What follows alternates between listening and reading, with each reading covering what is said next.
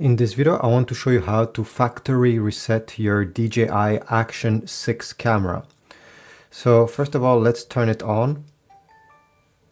Then you're going to drag from the top of the screen down and you're going to press this over here, the settings button.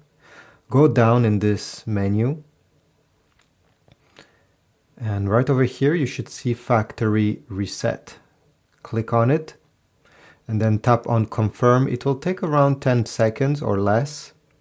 And the camera will be like a brand new one. So all your personal settings will be gone. And the internal memory with your footage and pictures will also be wiped out. If you had inserted an SD card inside of the camera, that SD card will not be wiped out. So your footage will still be on it if you had one inserted. But overall, this is it. Once you do it, you're ready to set up the camera as a new one, the same way it was out of the box when you bought it. So this is it. Leave a like, subscribe, comment down below, and I'll see you in the next video.